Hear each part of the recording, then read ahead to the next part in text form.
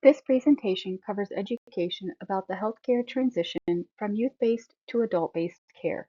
We will follow the guidelines presented by Bright Futures and Got Transitions as we discuss this topic.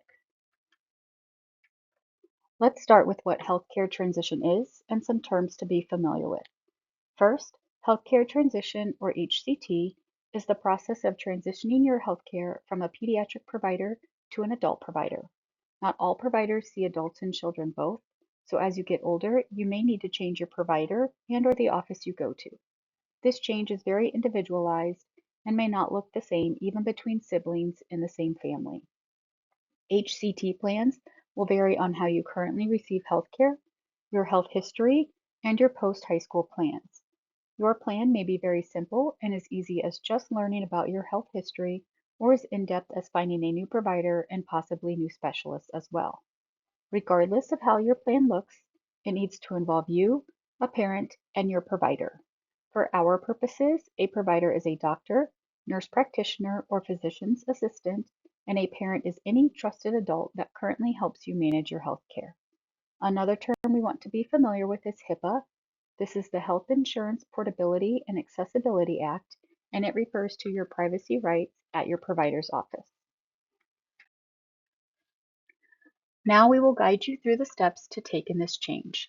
The steps will look pretty similar for everyone, however, some may spend more time in certain steps than others, depending on their needs.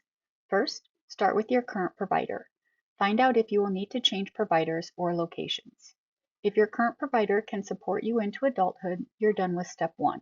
If not, ask for suggestions on who may be a good fit for your needs. You can also check with your health insurance company to see what options you have. If you see any specialists, you will need to have this discussion with them as well. Some specialists may see kids into their early 20s, so you need to find this information out. Second, make a complete health history. This includes personal and family history. You can write this out or use apps as well to keep this information up to date. Just remember to update it as you get older. Next, start practicing your role as an active member of your health. Once you turn 18, many health-related tasks will need to be done on your own. You can start now by making your own appointments, refilling medications if you have them, and spending time during your visit alone with the provider so you are comfortable speaking with them. Finally, learn about the privacy and communication policies at your current and new, if changing, provider offices.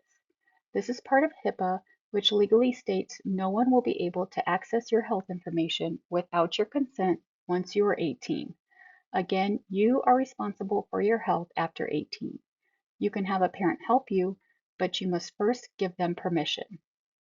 Also, communication about your health will come to you, so be sure you know how to contact your office and they know how to get into contact with you, either by phone, mail, email, text, etc.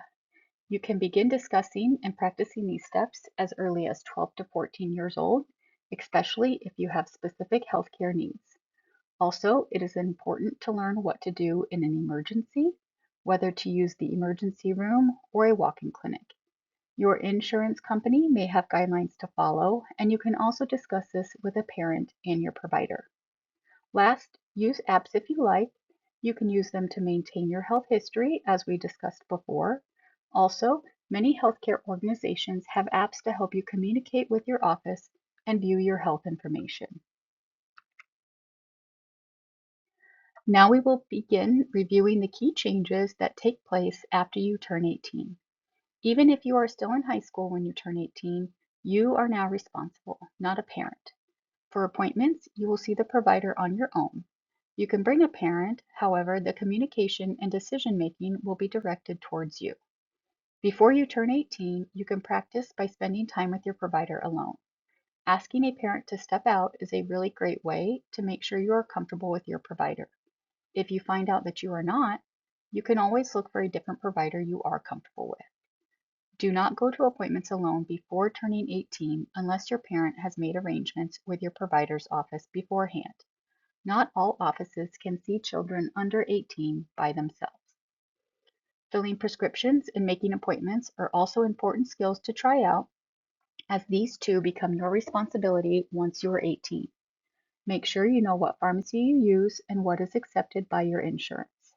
You can grant a parent permission to help you manage your health and even have access to your records, but until you do, you are responsible for this.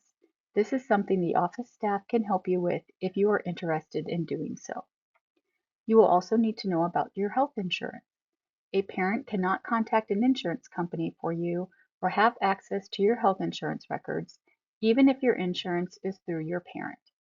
Health insurance can be overwhelming at first, so it is important to have a basic understanding of your insurance once you are 18. Discuss this with an adult. As we have mentioned before, your health history becomes your responsibility to maintain and know. For many of you, this may be very simple at this point in your lives, but remember, this includes family history as well, so be sure you know those aspects and keep track of the information. There are a few areas of consideration in making your transition plan. First, ask yourself if you have any special needs. Are you able to make your own decisions or do you need assistance in the home?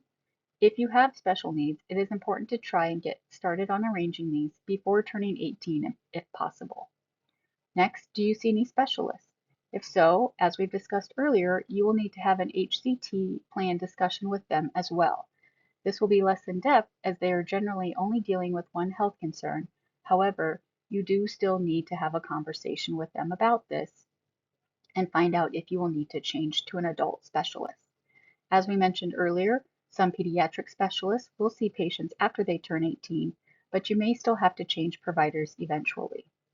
Finally, if you are in the middle of an illness, other than an acute illness such as flu or strep throat, you may need to hold off on changing providers. If, for example, you were recently diagnosed with asthma and were working with your provider on how to best treat this, you may wait a while until it is better controlled to make your transition.